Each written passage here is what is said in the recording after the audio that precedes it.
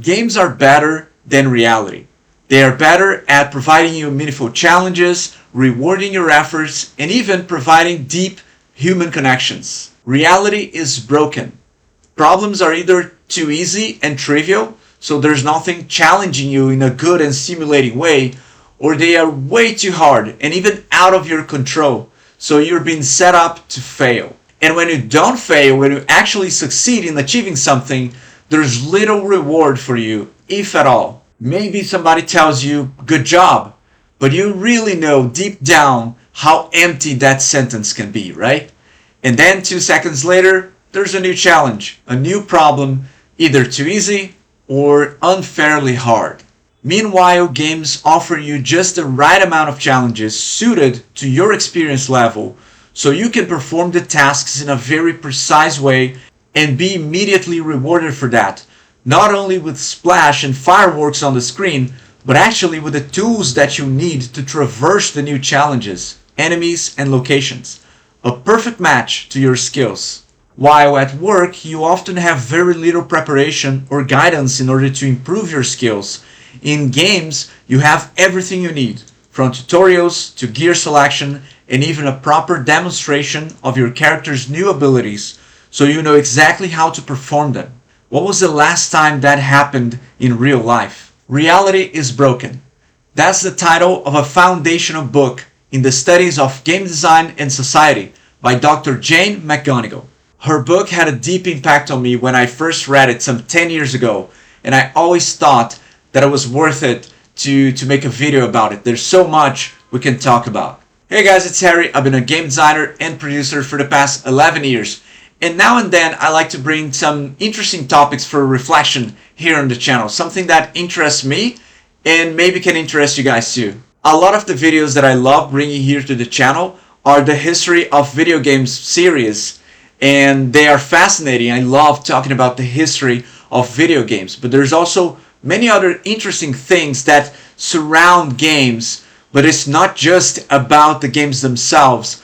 And I think there's so many interesting nuances that we can bring it here. So please leave a like on the video, subscribe to the channel, and leave a comment as well. Like, it's much more interesting when we have a real conversation, right? And I do see all of the comments. I try to respond to most of them. So yeah, if you enjoy the content and if you enjoy the topics here, consider leaving a comment below. This video is not a review of the book. I'm combining parts of the book and arguments from it with my own thoughts about gaming and society, and to make you think of ideas that I think about all the time actually. I'm quite an overthinker, so there's a lot of ideas that I dwell on all the time. Alright, but enough of the therapy session. The book was published in 2011, but it is much more current today than ever in these crazy times that we live with social media, AI, and online gaming. Everything's online, for better or worse.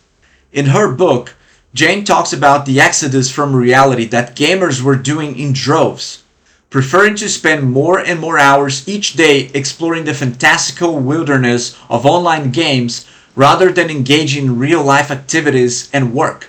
And games are the perfect online artifact for that to happen. Reality and work are not built for you.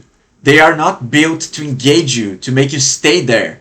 They are built in such a way that you have to adequate yourself to that, even if you don't want to, because there's an extremely powerful social pressure to ensure that will happen. Money.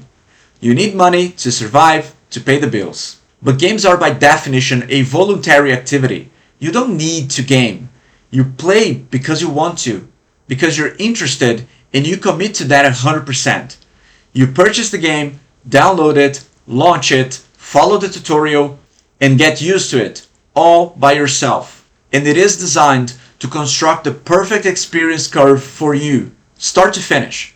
At least the good games, and those are the ones that grab your time and attention. But not only that, the simplest games might simply give you a bit of dopamine for you to spend time and money there. But real good and finely crafted games will give you much more. They will even give you a sense of purpose, goals, achievement, community, mastery, emotional connections, and so much more. You will connect with real people if you're playing an online game. But even if you're not, You will connect with NPC characters, pretty much robots, because that's really what they are. Even if they don't know how to speak properly, like the characters in The Sims or maybe Hollow Knight, where the insect-like characters have their own language that you end up finding cute and intriguing. The intriguing thing is that there's all kinds of games, and all of them succeed in engaging the player, making the player excited to come back for more. Even, and that's a good note, even hard games. Even the Dark Souls and Elden Rings and Cupheads, they are very unfair and difficult by design, but they were champions of sales across a multitude of platforms. Isn't that interesting? Technically, if something is very hard, players would be drawn away from that, right? After all, people like easy things that they can accomplish without burden or effort. But then, where's the fun in that? Where's the accomplishment? No, people do not like easy things. People like to be challenged, and they like to step up to the challenge. But not every kind of challenge in every arbitrary way. That's the key. Games need to present interesting challenges that players are eager to resolve. If they don't, well, those are the games we never heard of because nobody played.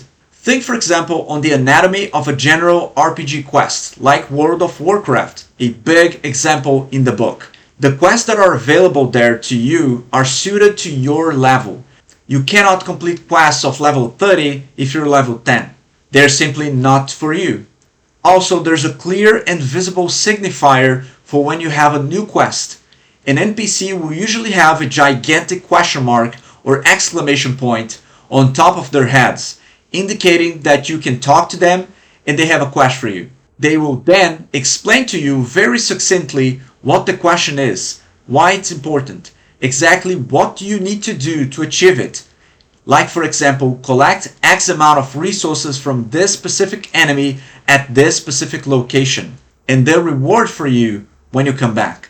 Naturally, not all quests and not all games will be so cleanly defined, but you get the gist of it. Most RPGs have a combination of those elements, each of these helping you source where to find the quests, what to do, and which reward you want to pursue.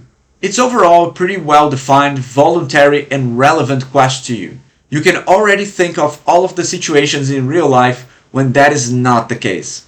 It was not clear what was required from you, how you could achieve that, and when you did, little to no rewards followed. The main argument Dr. McGonigal is trying to convey in the book, which I wholeheartedly agree, is that we can enhance or improve reality by making it more like a game, picking up those elements from games that make them so engaging and interesting, and we want to spend a lot of time on them and bring that a little bit to reality.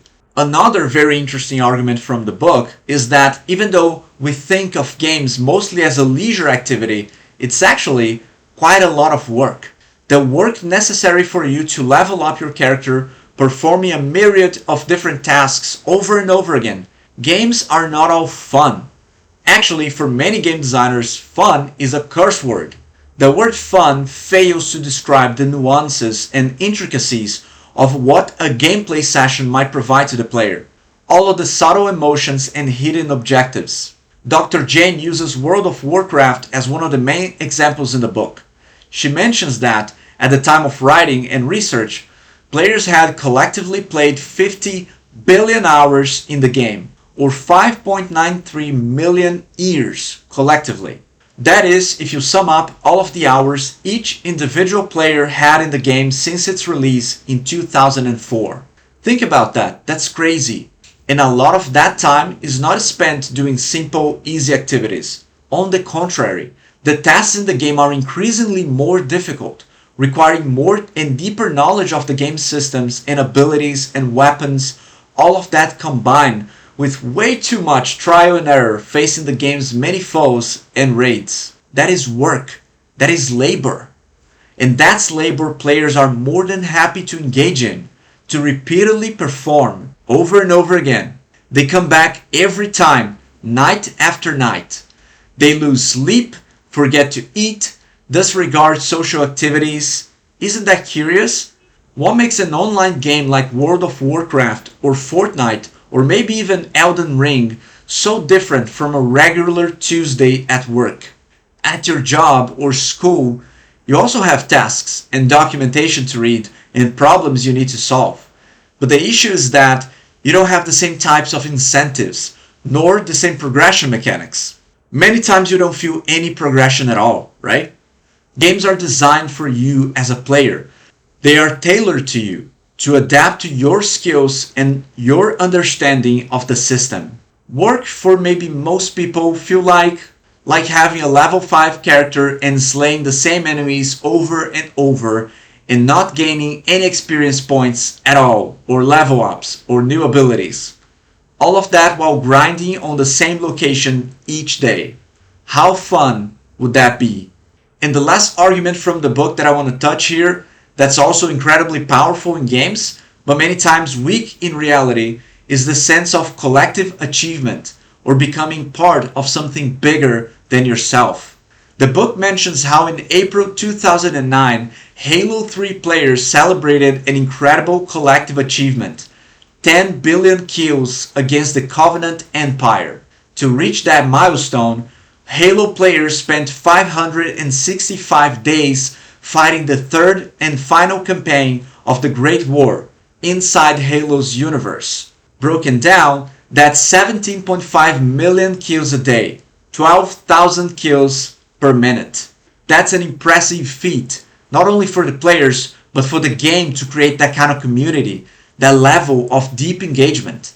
Remember that players are not being paid to play the game.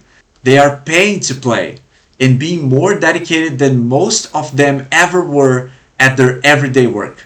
While back in reality, big tech companies have been performing mass layoffs for the past several years, thousands of employees at a time, but still trying to leverage that sentiment of being a family at the company. Ironic, to say the least. Those are only some of the arguments and incredible deep research and analysis that Dr. Jane McGonigal conducts in her seminal book, Reality is Broken. If you have any interest in game design, or if you simply like to think about games at a deeper level, you need to grab this book right now. Jane also mentions a very interesting story from the writings of Herodotus about the Lydians, a people that used games to overcome starvation during several years. So what they did was that part of the population would play games all day for one day, and they would eat the next day. So every other day they would eat, while every other day they would game. Because like that, games would make them so engaged that they would forget to eat, that they would forget that they were starving. And like that, they survived several years, more than a decade. That is the power of engagement that games can have. And we have a sense of that, a small sense of that in our daily lives, if you are a gamer at all. Alright, that was a different kind of video for you guys today. I hope you enjoyed it. If you did, leave a comment below. I would love to continue making videos like that. Anyway, thank you guys for watching. Have a great week, and I'll catch you guys next time.